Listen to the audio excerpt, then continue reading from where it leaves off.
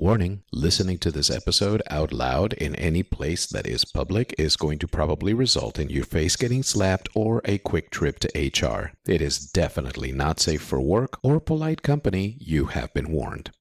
Welcome to How to Love Forever. In this episode, we engage in a daring social experiment. We travel to the fabulous Las Vegas Strip to chat with complete strangers about sex and love. We put random tourists on the spot by asking them seriously personal and intimate questions. We learn what they consider to be the most important aspects to a healthy romantic relationship. We study their comments to take a sort of general temperature of the American romantic landscape. And we even hear about one guy's awkward experience with a prostitute and a plastic bag. Ah, real life stories. All coming up right now.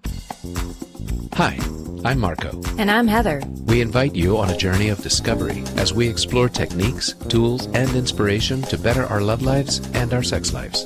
Join us as we travel the world, seeking out the stories that can help improve how we do romance and relationships. Come with us as we discover How to Love Forever.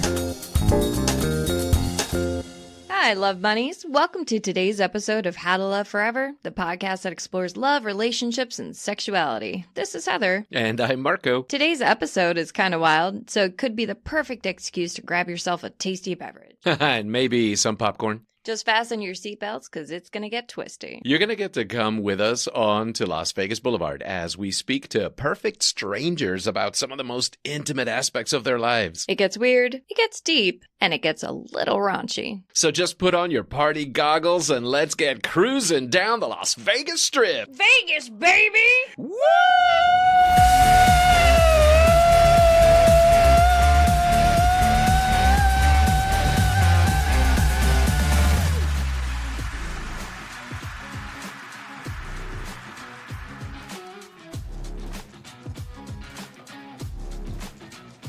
Yeah, you should have seen us out there. Heather was dressed amazingly. I was dressed pretty well. I had on a little tuxedo with some sneakers. And Heather was beautiful, and she was dancing around in front of the Bellagio fountains. And I had these microphones in my hand, and it honestly looked like I was trying to give away microphones. The way those porn calling card guys are trying to give away those cards. And in fact, here's a fun story. When I first got to Las Vegas, like 18 years ago or whatever, I used to walk down the strip trying to collect different sets of these cards. I would try to get as many different versions as I could. Of the strippers direct to your room? Yeah, the strippers cards. direct your room cards. You know, the ones that like guys are like smacking together and then like try to force them into your hand. Because I wanted to create like sets of 52 to bring back to my friends as trading cards, like baseball cards. Trading cards, not playing cards? No, like baseball cards. That was like, you know, like the cheap gift that I had. So I would walk up and down the strip, looking at these guys and basically going, okay, which ones do you have? Let me see. And then I would like pull out mine and I'm like, okay, do you have any that are not these? So yeah, I was just collecting them for my friends back home. It's just something unique. Yeah. So anyway, it did remind me of that time in my life. But yeah, these folks, they had no idea what was coming to them. So yeah, here we were on the strip, right in front of the Bellagio fountains. So nice and quiet. And I had a sign in large letters that said, "Let's talk sex" on one side and "Let's talk love" on the other. And depending on the kinds of people that were walking by, like if there were people with children coming by, I did my best to flip it around. So it would say, "Let's talk love." Honestly, I don't know why you even bothered. It's these people out in the Las Vegas Strip I mean, with they bring their children kids to at 10 the o'clock strip. at night. I know, but we don't need to add to it necessarily. And yeah, it was super fun, and it was a little nerve-wracking in a way, just because, hey, total strangers and strangers open up about your personal lives. But it was a lot of fun, and I was actually really surprised at some of the depth that we got into with some of our discussions. Yeah, some of them got quite heartfelt. Obviously, there were a couple of people that were just, they just wanted to sort of BS because they were in party mode. And we've got one or two of those for you in this particular cross-section. So without further ado, here it is, the 5 top people that we interviewed. This is going to be a fun ride. Here we go. And we are here on the Las Vegas Boulevard talking to strangers about love and sexuality. That's right. It's kind of hot. Talking about love. So far, it's been many, many deep and meaningful conversations. Very meaningful conversations. Yeah. Awesome. Sure, man. Let's talk about sex. This is Wanna for talk our about podcast. sex? Chad, Yeah. come here. I want to talk about sex. Have you ever got a blowjob with a plastic bag on your cock? Have you ever had a blowjob with a plastic bag on your cock? Okay. I have to stop it right there because this guy was amazing, okay? He's got like this amazing like Brooklyn accent or whatever, and he just comes out as like a episode from some sitcom with just that. I mean, I almost wanted to give him an applause laugh track in the background. Right, he just kind of slid into focus. I think you managed it marvelously, by the way. You just kind of lady-liked it right through that. It was beautiful. What an image. Have you ever had a blowjob with a plastic bag on your cock? I did last night. How was it? Interesting. Like pleasurable or Decent. decent? I mean, you didn't have all like the moisture, I you had a know. plastic bag on my dick. Why did you have a plastic bag? Because she had no condom. And you didn't have a condom. No, I didn't have a condom. She didn't have a condom, so I put a plastic bag on my dick, and she sucked it. Hey, necessity's the mother of invention. Was there any lube involved? Yeah, because afterwards, it wasn't working for me, so she jerked me off, and I shot my load probably almost to the ceiling. But not through the plastic I'll bag. be honest with you, she does her job well, because after she jerked me off, maybe for like a minute and a half, I shot my load. Now, was this her job? Yes, it was her job. Oh, okay, yeah. I'm just going to go out on a limb here and say that if she had to use a plastic bag because she didn't bring a condom, she's not doing her job well. Or maybe she's doing her job so well that she ran out of her entire stock. I guess that's a possibility. Right. I had not thought about. Thank you for that. But I do have to say, though, I think one of the main morals to this particular story is always have condoms if you're planning to do anything with a penis. Okay. Anyway, let's continue. If I may ask, because I've never known, what did that cost you? What did it cost me? Yeah. You know what? Here's an even better story. Another loophole to this story. Does he have any loopholes? $500 got me a plastic blowjob. Plastic bag blowjob. I could have been in a strip club and banged a hot girl for $1,000, and I passed on it. Instead, I decided to go with a plastic bag blowjob. How many times in your life are you going to get a plastic blowjob? Not too often. Stories are Not good. too often. It's a story to tell your grandchildren. Great point. That's a great point. Yeah. And my grandchildren are in that plastic bag. So on that note, I'll take care and have a good time. Have a great night. Stay safe. That was just undescribable. That was perfect. That was great. Oh, God. The vaudeville. I mean, I just really expected a drum strike at the end of that. Boom, cha, you know? And what I loved about it, I'm pretty certain he was our first interview, our He first was. volunteer, right? He just came was. right up at us, and it really confirmed to me that what we were doing was the right thing. We were on a mission. We were being validated from the start. It was a necessary thing. Doing good work. All right. Well, that guy was quite the character. And yeah, it was interesting speaking with somebody who had just had an experience with a professional sex worker. And obviously, big proponents of safe play here, you know, condoms, whatever else is necessary to have on your person so you Absolutely. can play safely. And obviously, if prostitution is illegal in your part of the state, don't be doing it. Or help fight to make it legal, because that tends to lead to a lot of problems. Yes, You know, yes. anytime you make something illegal, that's when terrible things come in play. Yeah, and that is definitely an issue. And we don't want to make light of the fact that the black market aspect of prostitution definitely brings more trouble than it's worth. There are ways to support legalizing sex work and normalizing sex work. Look it up in your city or state. That's right. All right. Who's our next victim? Alrighty, here is our next victim. No sooner had this guy walked away than this other guy shows up. Check this out. Are we still doing this? We are still doing this. Okay. We are here in the Las Vegas Boulevard, looking at beautiful ladies dressed in way too many sequins and feathers. Hi there. Looking at the most adorable children who really should be in bed. Looking at these guys that are selling like crazy-ass glow-up balloons. And we just got this incredible story about a plastic blowjob. Classic bag blowjob. Yeah. That was a Hey new there. one.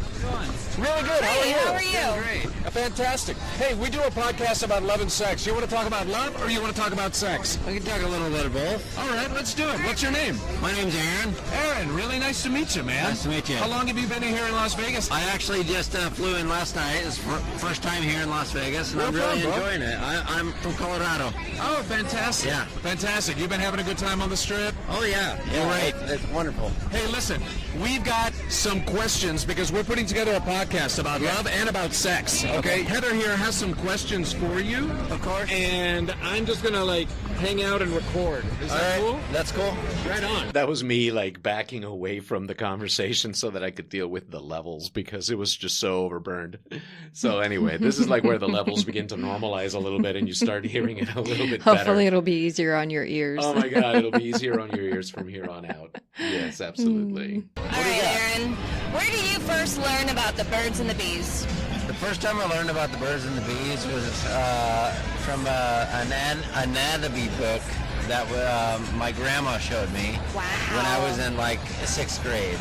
Because my parents were very conservative and I never really had the chance to go to sex ed classes because my parents were like, oh, no, none of that. I mean, 6th grade, that's not too bad, right, Yeah. for sex ed? It was 6th grade, 7th grade, somewhere there. Okay. And I asked my grandma about it one day, and she opened an anatomy book, and she's like, okay, so this is how things work. So you got the anatomy of it, but when did you learn about, how to please a partner? So I like the fact that you made this distinction between learning about sex and learning about sexual pleasure, because there's the anatomy book, anatomy book that he was stammering his words, but it was actually his grandmother's. So it was an anatomy book indeed. That's sweet. Well, and there's such a difference between anatomy and biology and how sex works, biologically speaking, Totally. and then what is pleasure. And me, from a young age, my mom is a scientist, and so she shared with us the really cut and dried birds and the bees. This is what you look like going through puberty. I don't know if other people had this anatomy book when they were kids. where Which it one shows, is that? I don't remember the name of it, but it had a section for girls and had a section for boys. And it showed as a young kid, prepubescent, and then as you start going through the different stages of puberty to get to full grown adult. Okay. And what the body looks like developmentally speaking, and the different changes that occur within the body. And so, of course, I totally felt like a little perv at the age of 7 or 8. I was hiding under the grand piano and going through this book, and I felt like a perv not only looking at the girls' bodies, the women's bodies, oh, wow, what is that going to be like? But also looking at the boys. Oh my gosh. And I'm so grateful that I had that. But such a difference between just understanding the biological aspect and then getting to a point where you can really enjoy sexual pleasure within your own body and then how to share that with another person or persons. That's nice. I just got the Catholic sex ed. When I was a kid. It was my mom very evasively said something along the lines one day when I was 13. If some white stuff comes out of your pee-pee, you tell me about it, okay? Oh, no. It's all the sex ed I got. Oh, no. I had to rely on the Texas educational system for the rest of it, which was taught by the phys ed coaches, like the football coaches and stuff. So you can only imagine. It was just full of those cut-ups that were in the back of the room going, vagina, just try to get everybody to laugh. Penis, that kind of thing. And that's all I got. That's just so sad. It's a John Hughes movie for my sex education. Yeah. Came from somewhere. Anyways, let's go on to see what he's got to say. So you got the anatomy of it, but when did you learn about, how to please a partner? That probably wasn't until 9th or 10th grade. Okay. I was 15, 16 years old. Right about the time I lost my virginity as well. You lost your virginity around 15, 16? Yeah, I lost my virginity. Actually, I remember the day, but when I was Don't we all? 16. Yeah. Okay. Yeah. That's pretty on the early-ish side, right? I'd like to interject here and say not all of us remember when we lost our virginity. It's just a fact of human society. Anyway, go on. Okay. What? It sounds like I'm making light of the situation, but it is true that not all of us remember when we lost our virginity. I remember mine, and do you remember yours? I do. Yeah? Yeah, I do. I mean, I don't remember the actual day or date, but I remember it was the summer when I was 17 and, you know, I was with the boyfriend that I was like super duper in love with. Essentially what it came down to, I finally was with a guy who had the cojones to take my virginity. I've been trying to give it away for a while. Oh, really? Yeah.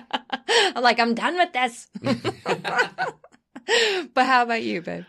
Well, mine wasn't as happy as other people's. Mine was really a weird, confusing situation. I don't mind laying it out. It was my 13th birthday. Wow. And my uncle, traditional macho dude, decided it was time. And so he took me out cruising and got me laid with one of his, like, friends. Wow. Yeah, that was it. I had no idea what I was doing. I really did Okay. not have any idea what I was doing. And she kind of chuckled a little bit and sort of taught me how. And honestly, I was extremely bad at it, I'm sure, as pretty much everybody is at that Most age. virgins are not good, but I would imagine that 13-year-old virgin boys are probably pretty terrible. It was a pretty bad first pancake. Aw. I mean, I don't really consider it any kind of like molestation or anything like that. I think I was willing, but I was just very confused about it. You know what I mean? Mm-hmm. But my second time was a lot nicer. Oh, that's good. Yeah. It was Yay. with the daughter of one of my mom's best friends. Don't tell her. Yeah, we'll just keep this between us. Yeah, she was really sweet. She made up for the first time. You And know? how much older were you at that point? Like 3 months, 2 months, something like that, maybe a month, because we came back to the house from this little vacation where I had lost my virginity. And we got back to the house where my mom and I lived. And while my mom and her mom were talking in the other room, you know, she and I, both like 13-year-old kids, you know, we were like having our own conversation somewhere else. And she was like, so what did you do this summer? And I was like, I got laid. I had sex. And she just looks at me with giant square eyes and she's like, you had sex? I'm like, yes, I did. And then she's like, with a woman? And I'm like, yeah. And then she looks at me and says, you think you could have sex with me too? And I was like, yeah, I think I could handle that. Oh, man. She was so much more advanced than me. It was so sweet. It was really sweet. And she'd always been very pretty and very sweet. And, you know, like between like young, extremely young preteen adolescent kids, you know, I'd already had like those little romantic hots for her. Right. So she comes out like that. And I'm like, okay, yeah, sure. So that very same night, I put on some nice cologne and I ride my bicycle to her side of the neighborhood and she lets me in through the sliding glass door and we just end up spending a night together, basically virgins, even though I'd had like one sort of disastrous night experience. And I learned how to do it more right. Interesting. So you guys kind of explored your enjoyment together? Yeah, we did. We spent all night enjoying it together. It was lovely. Wow. I wouldn't have traded it for anything. I mean, she even had like scented candles up and stuff. It was cute. Or was it candles and incense? I don't know, something. But it was, you know, she set mood, in other words. And it was so much nicer than my first time. Yeah, that's so inspiring. I mean, in a way, I feel that 13 is very young to lose one's virginity. I hate that term, by the way, lose virginity. How about I like to call it gaining your sexuality. gaining sexuality? Much better. Yeah. So Or unlocking, you know, like the video game term, unlocking sexuality. leveling up.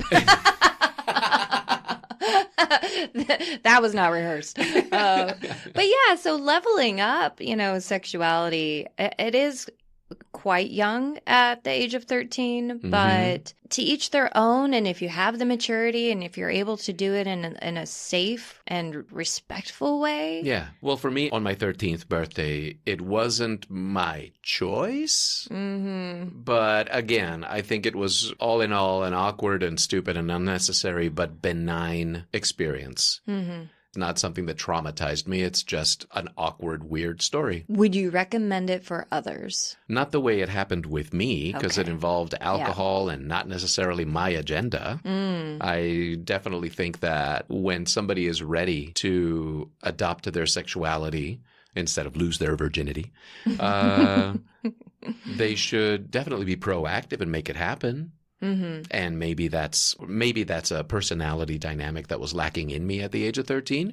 Yeah. So maybe it would have happened at 16 more naturally, or 15 or something. And that's much more like the average age. Mine was pretty young. It's definitely on the young side. And I think, too, children who are raised without a sense of shame around their sexuality have the opportunity to explore it in a more natural and organic way instead of feeling repressed or by the amount of shame. Maybe they want to go the other direction. And have a prolonged virginity? No, I would say, so, okay, a lot of us who have been raised with shame, our sexuality was a little bit more repressed and more hesitant and all sorts of weird feelings about it. But then others, they kind of rebel against it and they kind of dive in and maybe go a little more extreme than is healthy. I get it. I get that. Yeah. I get that. You know, it's kind of like the preacher's daughter mentality. Which was my second lover, actually. Ah, well, there you go. Yeah.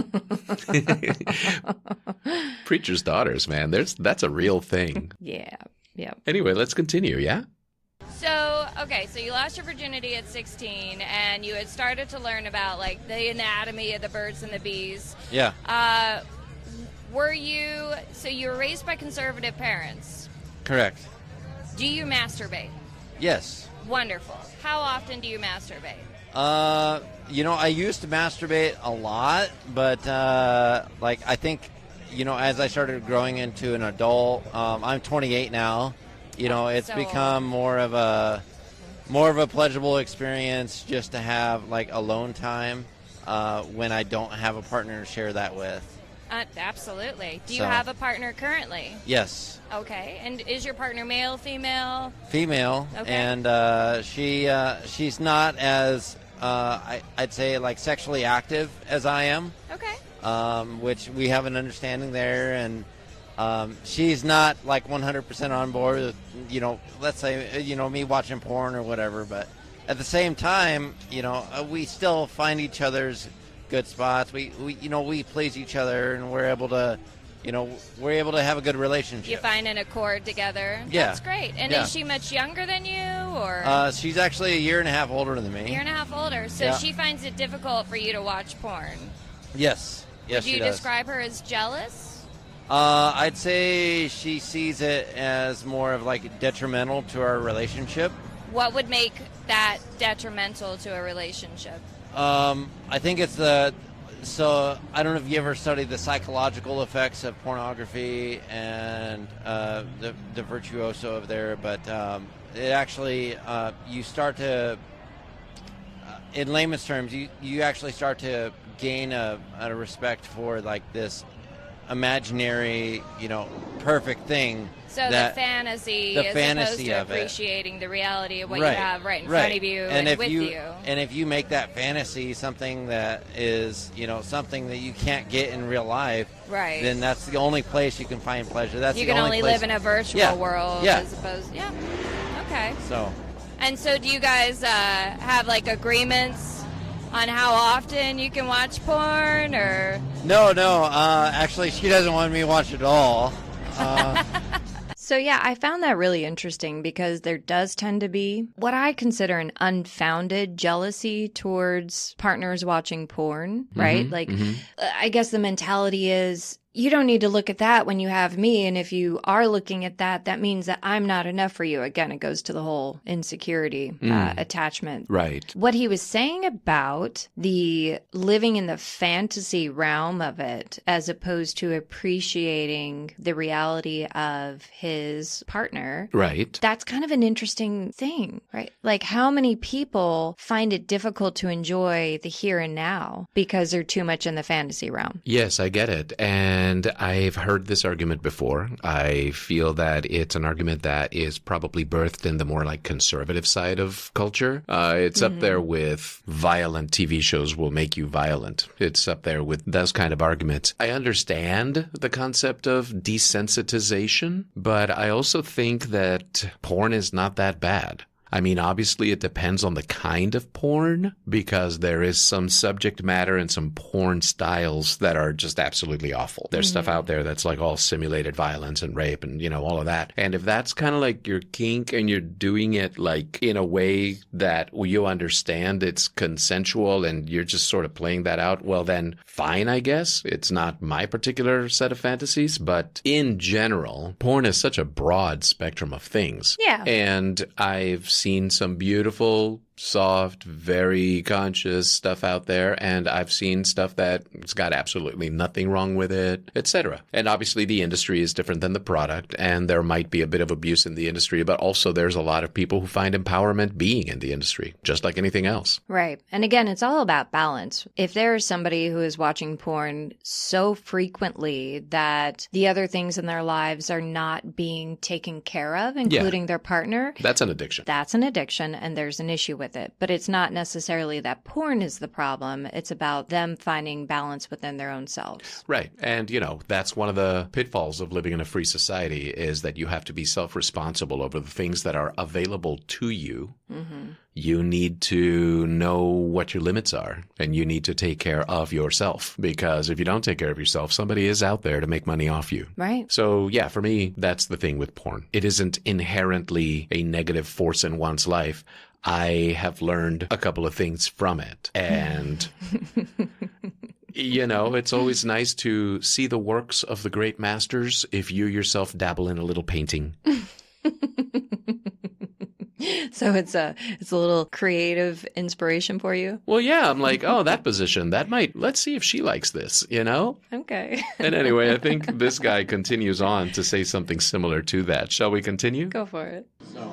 And so do you guys have like agreements on how often you can watch porn, or? No. Actually, she doesn't want me to watch it at all. But we do have agreements on like, hey, we're gonna do a date night, and every so often we're like, okay, I'm in the mood. I'm gonna put you in the mood, and let's just have some fun. It doesn't have to be a rush. It's not like a quickie thing and get it done and over with. It's like we're enjoying each other's company. So what do you do for a date night? What's that? What do you do for a date night? So for a date night, I'll cook her dinner or whatever. Hold on just a second. His friends were rushing him in the background going, hey, man, get off the damn microphone. They're in the middle of the Las Vegas Boulevard. They want to go drink, man. It's hilarious. For a date night, I'll cook dinner and whatever else, and, kind of make it a little bit romantic to help her, get in the mood a little bit, and maybe some foreplay as well. Absolutely. Music to my ears. Foreplay has to be involved, otherwise there is like no pleasurable sex for her, and that makes it unpleasurable for me.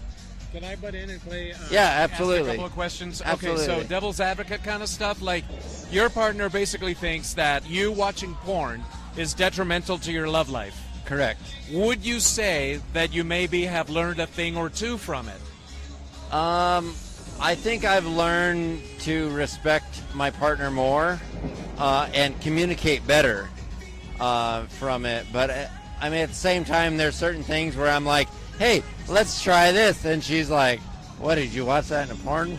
like straight up, And so there's good and bad. There's good and bad to both sides of it. Well, there you have it. Porn can be educational. Porn can be educational. He learned how to communicate better. He learned that it's all about the foreplay for his partner. Yeah. I don't know. It sounds like it's doing good things for him and their relationship. He flat out said he learned to respect his partner more. And I'm guessing that means like her particular erotic needs. Right.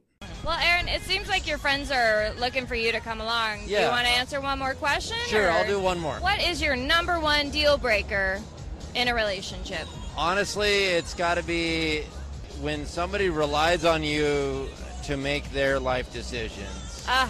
When it's like almost when somebody's dependent on you to a point where they can't even make decisions for themselves. I believe and that's at that called point, codependency. Yeah. Yeah.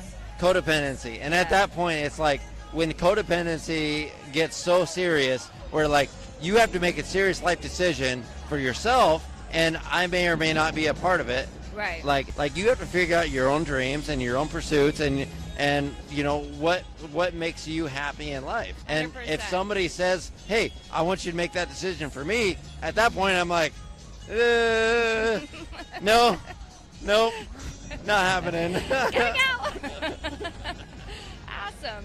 Well, thank you so much. We really Of course. appreciated talking Of course. with you. Thank you for your insights.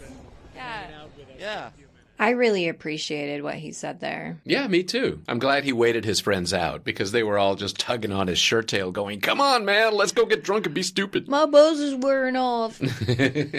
I get it. It's party time. But seriously, codependency, when somebody is not able to really figure out what they want in life and they place the entire responsibility on to their partner, It's a disservice. it's not good for anyone. And I love that he was so aware. Absolutely. Nice. Who do we have next? Well, let's take a look. Oh, it's Natalie. Oh, Natalie. She was cool. Yeah. Are you currently in a relationship? I am not. You are not? No. Ah. Take note, listeners. That's right. Gentlemen, she's available. She was very cute. Or ladies. She is. She was very cute. She was very sweet. And I like her sort of conscious demeanor. She was very thoughtful. I watched her eyes while we were interviewing her, and she was trying to come up with real answers. Mm-hmm. She was not the blowjob John guy. Blowjob John. Anyway, Natalie, is it boys or girls? Is it gentlemen or ladies? Or both? Depends on the person. Okay, all right. Would you consider yourself, what is it called, a omnisexual or a sapiosexual? I don't do labels, but I love Great. everyone. And Okay. when energy connects, energy connects. What is most important for you in connecting with a lover? Chemistry, intimacy, vulnerability. Yeah. 100%. Is it important for you to have humor in your interactions? 100%. Do you, what is like your number one turn on? Or pick one. I'm sure there are several, right? A mixture of brains and brawn. Ooh. Yes, very nice. Very nice. And what's your number one turn off? Lying. Lying. Yeah. Okay.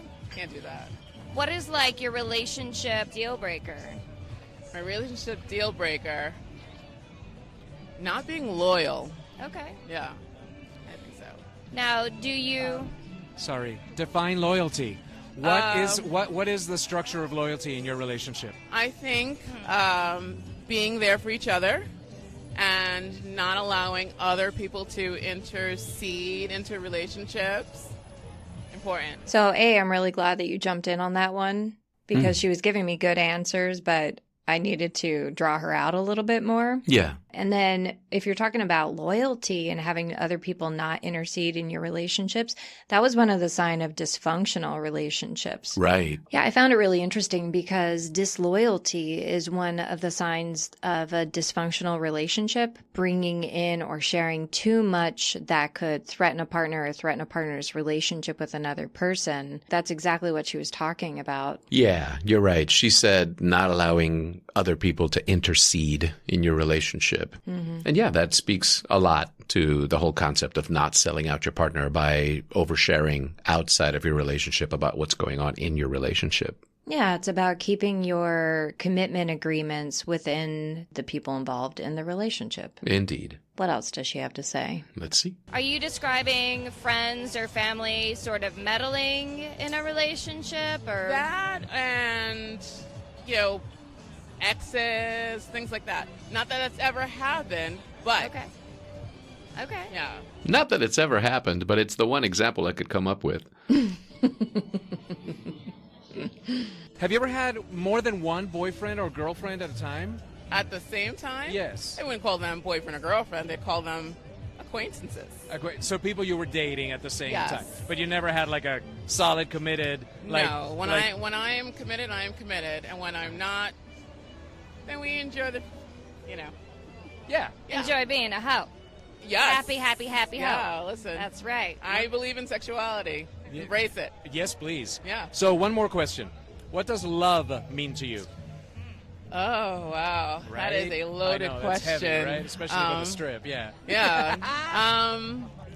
Love means intimacy. It means being a friend to the person you're with, being with them through the hard times, because it's not all roses. You have to be able to be there during the hard times and allowing that person to be there for you, and being able to step away.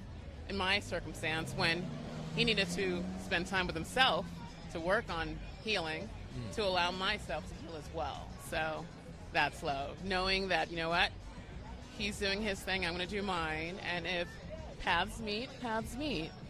And until then, enjoy Vegas. I love it. Absolutely. I just wanted to interject here and say it sounds to me like she's currently split from somebody and she's enjoying Vegas on her own terms, and that's totally what was on her mind. Yeah, I was picking up on that as well. But it sounds as though the connection that she shared with that previous partner and potentially future partner was more of a secure one, but they just needed time to work on their own lives, their own selves and development. Yeah. So she was taking the wise woman's path through the experiences that she was going to have in Las Vegas. Mm-hmm. Yeah, I hope she had a really good time. Yeah, me too. Mm-hmm. Natalie, you are wise beyond the beauty of your petals. Thank you. Almost 40 next week. Oh, my God. Yay! Congratulations. I'll be 40 in December. Congratulations. Yeah, thank you. Get it. There you go. Time in Las Vegas. Thank you for spending a moment playing with us. My pleasure. Drink lots of water. You tell almost everybody in this series of interviews to drink water. It's hilarious. That's actually kind of a standard for me in Vegas. You know, it's a desert and people are partying and they don't realize how dehydrated they get. And if they want to keep partying, I'm going to tell this to you listeners now, especially in the desert. If you want to party, make sure you're hydrated so you can keep partying. Yeah. Stay hydrated. Keep partying. It doesn't lower your buzz. It just keeps you going. Water is important. And electrolytes. It's what plants crave. Yeah, man. Let's hear the next guy. I think this was Luke. His name was Luke. Young Luke. Young It Luke, was trust the force. my little boyfriend. Awesome. Speak into the microphone. It's on. It's on. Yeah, just up here. Hi. Awesome. Hi. So, do you have sex? Yes, I have sex. Wonderful. How much do you love sex? I enjoy sex very much. Lovely. Do you have a partner you have sex with on a regular occasion? Yes. How often do you have sex? At least a couple times a week. Is that not enough sex in your opinion? Or is that just right? Or too much? I know, I think we're just kind of getting into it, so I think it's going to go up soon. It's going to go up soon? Yeah, we just kind of got together, so. How long have you been dating? We're not really dating, no. It's really funny because this guy was quite young and he definitely was trying to be confident, but you could tell he had this underlying like nervousness. No, really. I have a real girlfriend. No, Yeah, the sex is going to go up soon, just like price of Bitcoin. We're just getting into it. We're just getting into it. It's great. Oh, you're having the sex. Yeah. Okay, that's good, right? So there are no toothbrushes at other No, people's no, no, places no. yet. Understood. So what is a relationship to you? I don't know, I feel like there's a lot of things that constitute like a relationship, but like, you know, like I don't know, I feel like relationship's a broad word. Because you can have I have a relationship with you right now, but if you mean like... Are you committed to me, Luke? No, I'm not committed to you. I wasn't saying that at all. I'm just kidding. But You put him on such the spot right there. I That's had hilarious. to. I had Are you to. committed to me, Luke? With your husband right there next to you. It's so cute. He's like, It's who so are you, cute. you weird old lady? You weird old lady. But yeah, no, it was hilarious. And I find him so delightfully evasive when he started going off about like, well, you know, a relationship's kind of like a very big, broad term. I mean, we're having a relationship right now. It's like, no, you're not. You know what I fucking meant. Well, and that's why I put him on the spot because obviously we weren't in a committed relationship. We're just having a moment of conversation on a street. Literally the definition of no commitment. So I'm pretty certain he still has yet to figure out what a committed relationship looks like for him. But he's only like 20, 22, I think he said. He's so young. Totally. He was a little flower. Again, I was just messing with him. I Yeah. had to. You got to mess with people. You got to mess with people. It's how they stay growing. Mm-hmm. All right, let's see what he's got to say. Because he's like, no, I'm not committed to you now. I wasn't saying Dang that it. at all. I'm just kidding. But, relationships broad. So I'm in a relationship. It's just not a serious one. Okay. If that makes All right. sense. Yeah, absolutely. No, it's Yeah. good to have parameters. And with this person that you're dating, are you already like communicating what's important to you, what's important to them, and setting boundaries? I mean, a little bit, but it's more just fun right now. Okay. I'm only 22, so just living life. So young. Okay, so at your tender age of 22, what's the freakiest thing you've done that you feel comfortable saying here? What? I don't know. Okay, what's the freakiest thing you remember doing? There you That's go. a good one. I was just trying to diffuse the tension he was feeling because he was looking back at his friends going, It was so again. cute. And his friends were looking at him going, Oh, what'd you do? What'd you do? It was a very 20-something moment. It really was. Anyways, let's see what he's got to say about the freakiest thing he remembers doing. I don't know. I've been sleeping with someone who's 35 on the weekend, so. Okay. And do That they was good. teach you some good skills? Yeah, they do. They know a lot. Absolutely. That one's fun. That's great. I mean, is that freaky? That's how you learn. About having an older sex partner in your 20s kind of thing. For men, it's considered a bit of a privileged position. Okay. It just is. Well, for heterosexual males, it's considered a bit of a privileged position because, yeah, there's this lady and she knows Things. To teach you the ways of the sexual world. Yeah, and quite honestly, it can be nice to have somebody who is of a particular age where she'll enjoy your sort of youthful stamina, but also has enough patience to where, she can just be like, slower. Mm-hmm. Okay, faster. Okay, slower. Change the angle. Change the angle. A little softer. Go through the whole alphabet. It's not just all L's and I's. How about for ladies? How about for young women? Yeah, I think it's kind of a thing for all of us, right? Especially when we're younger. Not every girl has the desire to be with an older guy, but a lot of us did. A lot of us have. I've always been attracted to men older than me just because I always craved somebody with a greater amount of emotional maturity than my peers because I've always had greater emotional maturity than my peers. So I've always had to overachieve with that. And yeah, I think I wanted to be like taken care of maybe. And like, it always felt a little naughty, right? Ooh, he's so much older than me. Of course, I look back and I'm like, maybe that was a bit inappropriate at that age. Obviously, there are social and legal ramifications that are pretty asymmetrical when a woman has the experience with an older man than when a young man has an experience with an older woman. And that's stuff to definitely, watch out for. We can definitely dive into that at a later point. But yeah. But it's not, I don't consider it necessarily freaky for a 22-year-old boy to be getting with a 35-year-old woman. Fun, but is it freaky? I don't know. You guys, let me know what you think. He's just getting started. It's cute. He's got a Mrs. Robinson out there. That's so sweet. Anyway, let's see what he's got to say next. Have you had more than one sex partner at the same time? Not yet. Not yet?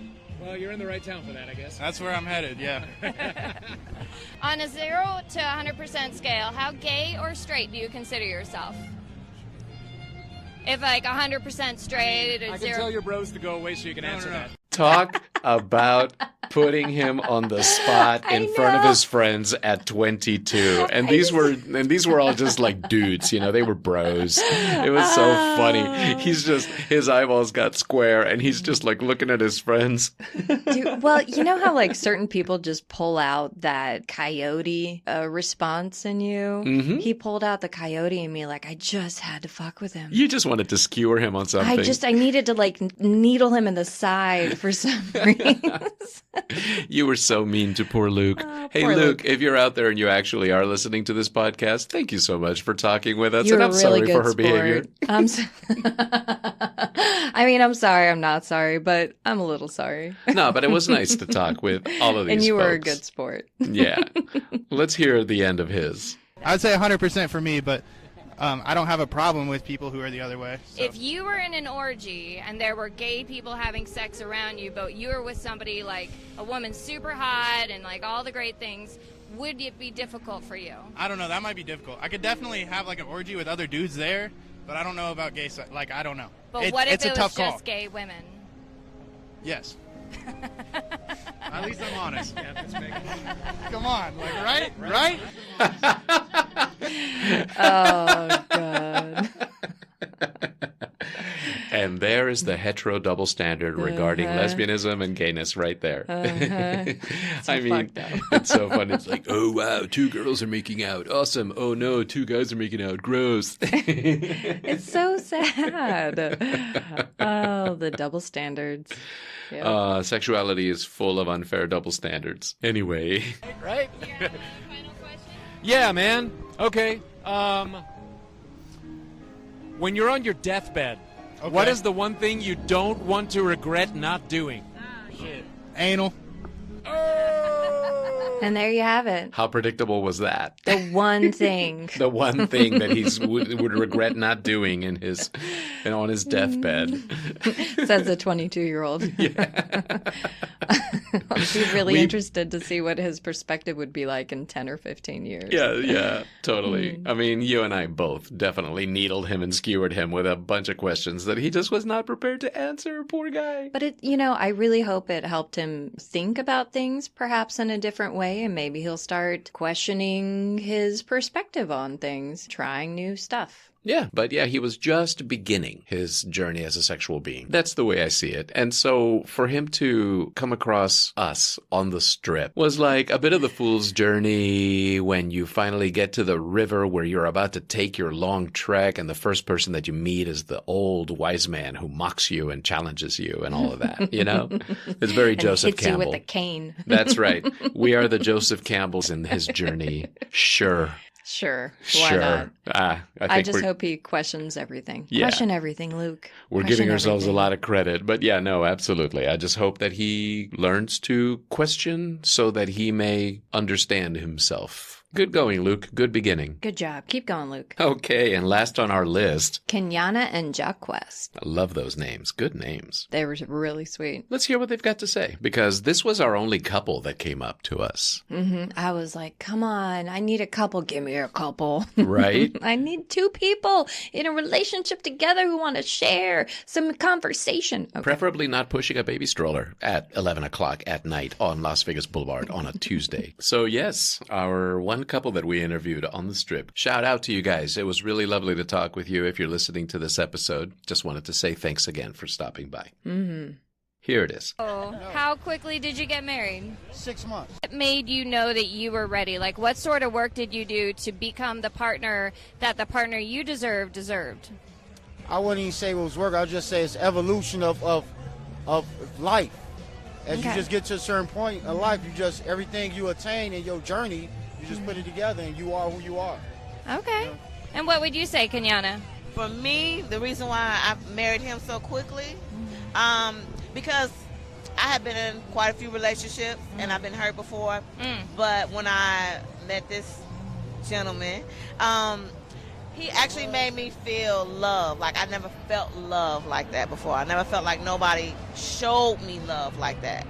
And what sorts of things does he do to like make he you goes feel above loved? and beyond, I guess, with everything just to show. Like, okay, like I would come home and he would have like rose petals and candles lit, or he would have like a gazillion balloons in the bedroom.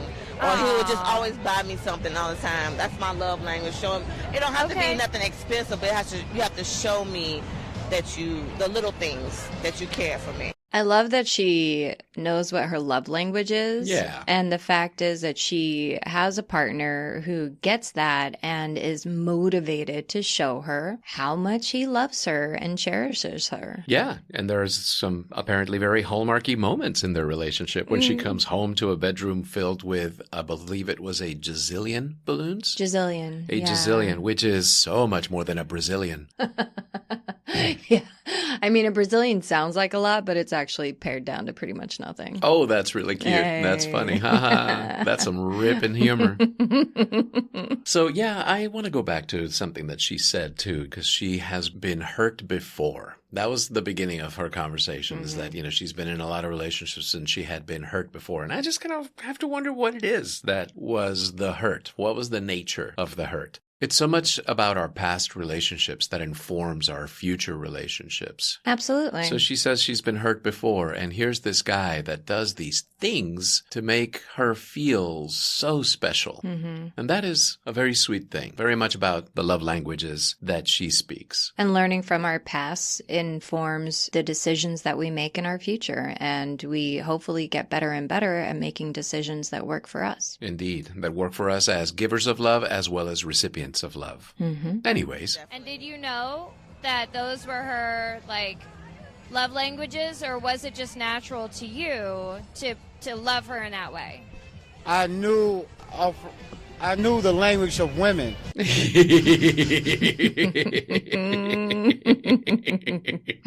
Okay. All right. Jacques West knows the language of women. It's really funny. Oh, that was really lovely. I mean, again, he fashions himself a bit of a ladies' man, and my respects to that. But, oh my God, what a sweeping statement. I know the language of women is like saying you know the language of babies or horses. But it worked out with them, Yeah. So what he learned about how women prefer to be treated, then when he met Kenyana, it just easily transposed, and it happened to be the language of Kenyana. Exactly. He got lucky because what he considered the language of women is the language of Kenyana. And anyway, let's see what he's got to say. After dealing with so many women in my life, I know how to treat a woman. And so when Is he bragging?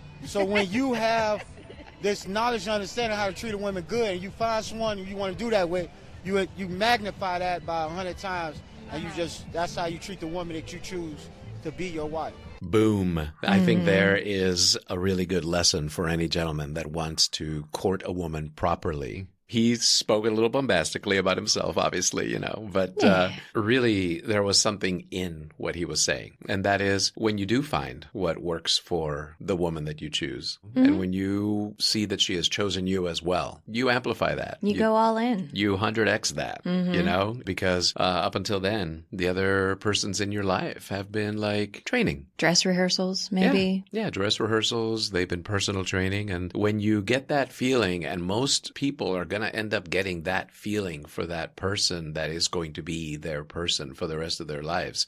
And that is a weird thing for me to say, because up until I met Heather, I didn't really ever think that I was going to have a lifelong partner. It just didn't seem like it. I mean, I had long-term relationships, but didn't feel like this. And then all of a sudden I meet her, and within a week, I knew I was going to ask her to marry me. Within a week. I just upended his whole life. You totally did. You totally did. I was the let's not get married type. I was the marriage is a patriarchal institution that's supposed to make people, it sells truck ads. That was It's just a piece of paper. It's just a piece of paper. It's plot by the home building associations of America. All of these kind of excuses. And then I meet Heather, and I'm like, oh yeah, wow. I'm going to ask this girl to marry me. That's weird. It wasn't a fear thing. It wasn't a rejection of that thought either. It was just like this realization that I had been wrong about myself. I just hadn't found the right person for me. And it's great that you were able to recognize and allow yourself to change, to alter your perception of who you were and what you thought your life was going to be like, because here we are. Right? Yeah. And I also love, so what Jacques West said, you multiply it by 100? Yeah. I think that goes for anyone. It's not just men courting women. It's anyone courting their potential partner. When you find that person who has all of the things deeply important in common with you, and it's the right timing, and you have the right alignment together, and you're both in it, you take all of the practice that you've had with the other people that you've dated or been been married to, and you amp it up and you say, this is me and this is what I'm going to do for you as my partner because I'm in and I love you. Yeah. And let's fucking do it. Yeah. And that's what I did with you. I went on a very amplified courtship sort of phase with you where I was like, yeah, this is the one person. Yeah, I don't need to date anybody else right now. I'm going to hang out with her. And like I said, I knew I was going to ask you to marry me within a week of our relationship beginning. Of course, I waited about a year and a half not to seem like a freak, but yeah. It was a good thing you did. Yeah, because otherwise it would have been just like, oh my God, he's crazy. He just asked me to marry me. Oh no, you know? it's too much. No, I'm not ready. Run away. I ain't stupid. Thank you for that. Let's get back to this. Yeah. So you both have had past relationships. Yes. And would you say that in relationships you find a lot of growth? Oh, for me, yes. I feel like every relationship I've grown from. I've learned from those relationships, and I have grown. And it kind of like molded me to the woman that I am. It let me know what I don't want. You know what I mean? And what I do like. So Nice. I guess so. What about you? She asking the question. She asking the questions. That was hilarious. That was great. He was just being silly.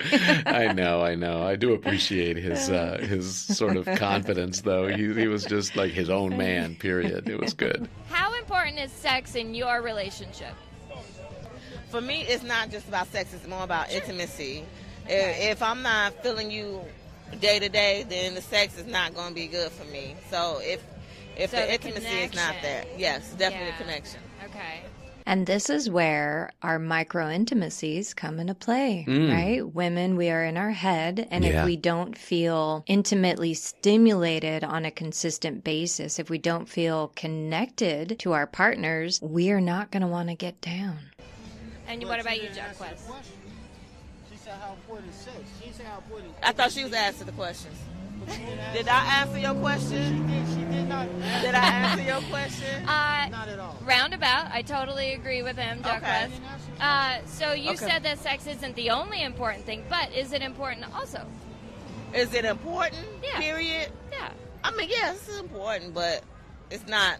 But for it's not an enduring relationship, what are the things that are most important to you? And then I'm going to ask you the same thing. For an enduring relationship, Yes. I think the most important thing is actually knowing your partner, getting to know that person, and know what they really, really like and what they don't like. Communication is definitely the highest thing, and compromise. You got to be able to compromise sometimes.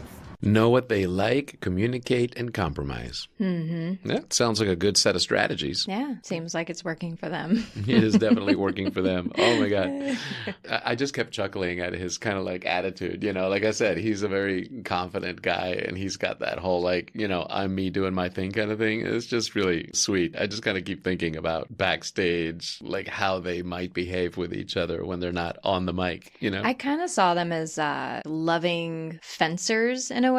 Like they kind of fence with each other. Yeah, and they these, parry like, each other a yeah, lot. Yeah, right? Like they're both alphas, but they love each other and they love being with each other and doing things for each other, but they just can't not be alphas at each other. We might understand that a little. Yeah, I think so. You and I are two bosses in one tiny, tiny, tiny corporation. So yeah, we're like that a lot. Yeah. Let's see what they got to say. And what do you think? What's the most important thing for an enduring relationship? And can you clarify that question? So for you to be in like a happy, healthy, super long-term relationship, what is most important to you? Oh, financial stability. Okay.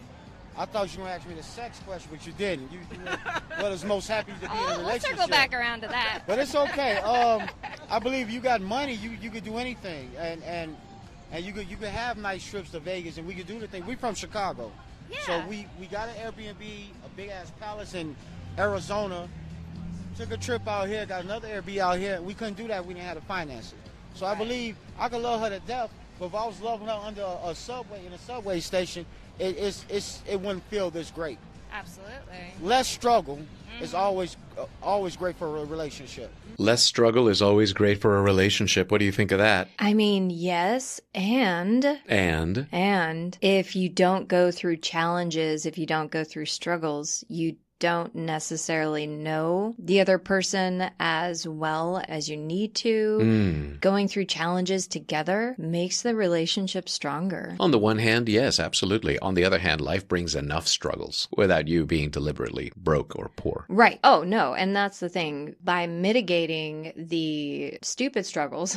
Yeah, stupid struggles. Yeah, Like- the unnecessary ones. Right. The ones that, I mean, they're just no fun. But if you add in other kinds of challenges, it can help make your relationship stronger. Well, it can be just the struggles of real life, you know, like when I was attacked and both of my wrists were broken and you helped and that helped us grow together, or like just even buying a house, just the usual struggles. That is very true. Yeah. You know? And I do appreciate what he says, that if you remove the financial struggle, a relationship is going to have a lot more enjoyment and less stress. For a lot of people, it really does work that way. A lot of people are very money-minded. Obviously, we live in a very, you know, sort of materialist society in a country where your credit score is your standing with God, essentially, where the financial aspect of one's life can be a huge cause of anxiety because it's like so much about American identity and American culture is how much money you got. And of course, the United States is a hard country. Yeah, there are If not you a lot of break support your- systems. Yeah, no, if you break your leg and go to the hospital or something, or if you have a heart attack, or if you need a new liver and go to the hospital, it can ruin you for the rest of your life. So yeah, financial stability. It can ruin you. It can ruin your family. It can just be, it can ruin the next generation. Yeah. Yeah, it's difficult. So I absolutely understand what he was saying there. Do you think that there's a point in amount of privilege a person can have that it doesn't benefit them anymore when it comes to relationships? I could see you, honey. I can ask you both. Whoever wants to answer. Oh, I thought you was the one talking about finance. She looks your way, though. You gotta go with her eyes. Okay, well, I feel like I don't think I kind of disagree with him as far as financial, because you can have all the money in the world, and if you feel like you have so much money that you can use that as a tool too, then that will destroy the relationship. Money is not everything. So She does have a point. And from here on, it just gets into a funny little argument. But she does have a point. I mean, she has a point where the fact of being financially well off can actually be a detriment to the stability or to the balance of power in your relationship. Oh, You know, yeah. you can- Oftentimes in an abusive relationship, typically, now not always, but typically it's the male can use it as a control tool for the wife. Yeah, absolutely. And I have to go on a limb here and just represent the rest of the world, because I have gone to many places on earth and I have seen a lot of people more broke than me, which sometimes has been quite broke. And I have seen them be happy and in love. So I think it's all relative. Just like poor people, extremely poor, like destitute people can be happy, they can also be in love and they can also have stable relationships. So, you know, Jack West, I sort of challenge the financial stability aspect because it's just one more challenge that will prove your togetherness. Well, and I've also seen plenty of very wealthy people who just aren't able to maintain healthy, happy relationships. Hello, Bill Gates.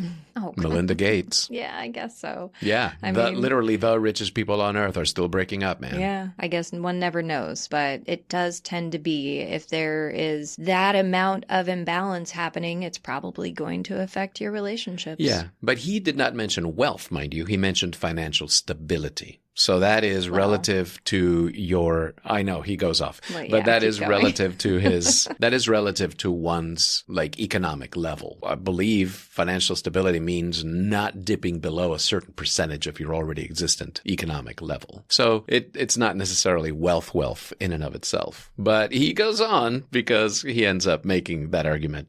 Is that our issue, though? no, I didn't say If that. that's not our issue. How you gonna I'm speak just upon saying. it? I'm just saying. We speaking upon our personal, our issues, not generalizing. Is she answering the questions? We try to give a good interview. I am. Okay. He kind of got a little snippy there. It was fun. I think you guys are both doing great, and honestly, there's no such thing as a wrong answer. Thank because, you. like, it can be about you, or it can be about your philosophy of how it should be in general. It's totally fine. It's Thank totally you. fine. Thank you, So I got a Marco. question for you, man. That's okay. You say that to you, the financial stability is not as important as other stuff. Right. What is more important? I think what most important to me is loyalty, respect, and just general caring for that person. And there's that loyalty again. Loyalty. It keeps popping up. Bit of a theme. Yeah. You got to know that the other person's got your back. Now, obviously, Kenyana is a woman who enjoys being pampered. I can see that from the things that come up out of her, out of her experience. The bedroom's filled with balloons. And then she says the general care for the person. And that sounds to me like she likes to be treated a lot. And that's a nice thing. But she also says loyalty. Loyalty. And so many of these folks said that somewhere in their conversation. Loyalty comes up. However they define it, that is a big one. Like, if I'm sick, be there for me while I'm sick. That's more than money to me. So, can I ask you a question? They answer the question. I'm going to let you ask the question. Oh my God, here it comes. Check this out. So you say loyalty is most important to you over financial stability, right? So let me pose this situation to you. If we had Bill Gates money, right? But I was out here fucking every bitch out here, but we were married, and you live like his wife. One of the richest women in the, listen, don't shake your head, let me finish my thought. One of the richest women in the world. That's one side. Or would you have me be loyal and we living in the projects and I'm faithful to you? Would you rather live in the projects and have a loyal man, or have a husband that's cheating, that's living in the penthouse? I would rather have a loyal husband, because Bill Gates is gonna give me HIV. And then it got a little off the rails.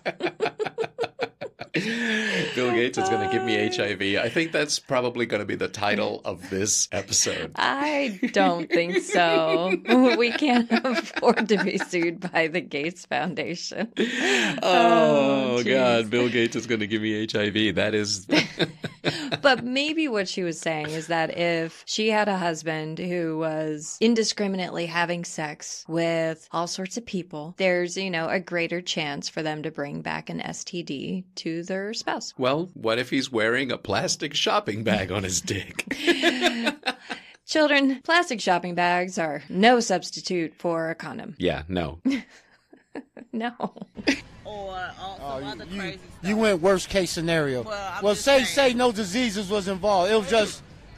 But can we find like a balance, right? I mean, obviously, if we are in situations where it's hard to make ends meet, we aren't able to enjoy like quality of life and comforts and go out and do fun things together, it's going to be a little rough, right? We're not going to have the time to show care. Like if you're sick at home and he's off working 3 jobs, he's not able to take care of you, right? So there's obviously a balance. But Can I cuss on your show?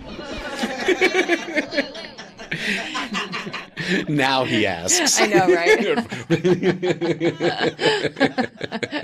I cuss on your show. It's like, I'd like to introduce you to Plastic Blowjob Man. Maybe there was already a little whiskey or something happening. Oh, absolutely. I think the spice was really flowing cute. strong. They were adorable. Here it comes. Okay. What is your, Jacques, favorite sex position? Oh, my favorite position? Yeah. Oh shit. Damn. That's a great question. I have quite a few. Top 2. Definitely from the back, right? Like doggy style? Doggy style. A classic. Always a good one. Ladies' favorite. But I also like it when she on her side and I got her leg up a little bit and I'm on my knees like that and I'm just going in like that. You know, because I feel like hey, it's a sex show. I feel like she could feel it more like that. And then I could grab her breast. Like while you're on your side, I can do all type of good things to you. Right. Oh my gosh, that was awesome because I just kept having this image in my head of like both of them doing that. And they were dressed nice, like she's wearing Gucci and stuff. And oh my gosh, I just kept imagining them in this position. I'm just like, I can't get that out of my head. Well, especially since he was like miming it, I know, he was just like, and I'm like this, and then putting his hand up, and then I'm down here, and I'm putting his hand down. Then I can grab your boob. Grab your boobs and squeeze in the air. He was playing air boobies. You can tell he really enjoys it. Yeah. He really does enjoy it. And I have to admit, it's a very good one. It's one of my favorites, too. And what's your favorite position, Kenya? I think my favorite would probably be from the back. That would probably, doggy style would probably be my favorite. Probably my second one would be not necessarily a sexual position, but it'd be getting head, I guess. Yeah, she loves Like head. laying back and getting service. Right. Yeah, that's probably my top. Yes, please. Okay, last two questions. You guys gonna have sex tonight? Yes. Yes. Yes. Yes. Absolutely. Final question. She gonna come? Always. Yes. Always. Right here, man. Right here. I love the fact that, we had this conversation with them about relationship stuff. And then all of a sudden it just sort of devolved into like comparing sexual positions and getting oral sex and all of that. Well, it's nice because we created a foundation of trust and connection. They knew Yeah. that they felt safe enough with us to then dish the goods on how they enjoyed their sexy times. Absolutely. Absolutely. So that was really sweet of them. That was Always. really sweet. Always. Always. was his response. She did seem pretty happy. Yeah, she seemed happy. He is happy. They were a happy couple, to be sure. Even with their parrying and thrusts and loving jabs. Yeah, they you had a lot know? of playful confrontation in their communication style. It was really sweet to watch them because you and I do something very similar. It's pretty funny. Well, I loved having the opportunity to speak with people in such a on-the-spot sort of way. Yeah, it's almost like pouncing on them, Just like, surprise, I'm ambushing you with having to think about your love life. It's kind of like improv theater. It is, it's totally. that they didn't know they were going to be a part of.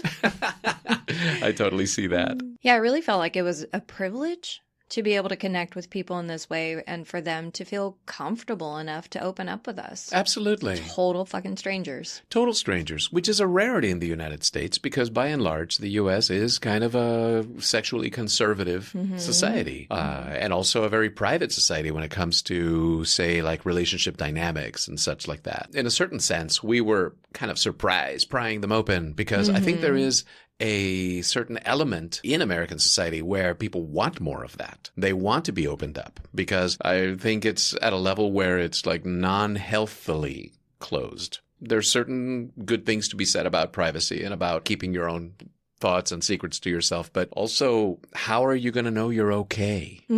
How are you going to know if you are not a lone outlier? Right? How are you going to know if there are different opportunities and different options available for you to explore to have a more fulfilling and joyful love and sex life? And one of the things I really appreciate is the fact that all of this happened on Las Vegas Boulevard, like America's main street that is most famous for its anything goes attitude. But how limited is America's main street, really? Because the thing that actually goes is just sort of the pastiche of sexuality, the material excess, all of that stuff. So people love that. Yeah, it's fun, but anything goes? That's why we had to challenge that. It's like, can you get in touch with your real self on the Strip? I completely agree because Vegas is known as, Sin City, and it's all about sexuality and being like your craziest self. However, how often do you really get to have like deep conversations, particularly on the Strip, when people are out having a party night, instead of just, whoa, Vegas, whoa, let's get fucked up and all that crap. When do you actually get to like do a deep conversation and talk about something real? It's the one place where the commonly understood ritual is to forget yourself. Yeah. So, we just sort of reached in and dragged people's insides out for them to really inspect them right before they got blasted and like spent the night, the Hangover style. Right. I feel that it took a lot of courage to shout all that into some random microphone in the middle of the Strip. Absolutely. Yeah, and all things considered, it really was. I was really impressed with how deep and conscious some of these conversations turned out to be. Yeah, I mean, some folks wanted to perform and do the whole shock jock thing, but others really saw it as a nice opportunity to share their feelings and insights. I really appreciated that. Yeah. I guess I feel that this experiment showed that people just want to be heard, They want to share what they've learned in their romantic lives, good or bad. And they want to know that it's okay. Yeah. Yeah, they want to be heard and they want to be validated. Mm-hmm. Yeah. Yeah, we all want to be seen. Yeah. Humans. Humans being Humans being. on the strip. Well, that's it for our show today. Thank you, Love Bunnies, for joining us. And remember, you can reach out to us on Facebook at facebook.com/howtoloveforever or Instagram at how2loveforever. We'd love to hear all of your feedback. Tell us about some of the craziest things you've done. Tell us how we're wrong. We want to hear all of it. Yes, absolutely. And if you are so full of love for our show that you just can't stop that feeling, and if you feel that we got some value to offer to the world, we would love for you to join our community on Patreon. We have a whole range of relationship levels you can choose from, and the more committed you become, the more we're able to share with you. We've got so many things coming down the pipe, like full video interviews, uncut interviews, and a few other perks that will be available for our patrons. Also, join us next week for a super fascinating interview with Cy Burnaby, the Executive Director of Gender Justice Nevada. Gender Justice Nevada, shout out. Oh, man. Yeah, we learned so much from them. So and much. There's obviously still tons more to learn, but it was a really great interview, and we can't wait to share it with you. It's really a mind-opening interview about what it takes to survive in our world, being a person that isn't of the Cisgender, heteronormative, blah, blah, blah, of blah, the blah. cisgender of the cisgender heteronormative this and doodads. Exactly. So until then, remember, love deep, Love hard. love forever. I want to go back to the strip now. I never say that. I want to say the showgirls. I do just want to see the showgirls. You remember how they wanted to charge us to I talk know, to them? they wanted to totally. It's like, oh, you guys want to interview us? Do you have $20? It's like, oh, bless your heart. Oh, no. We're broke artists. Go away.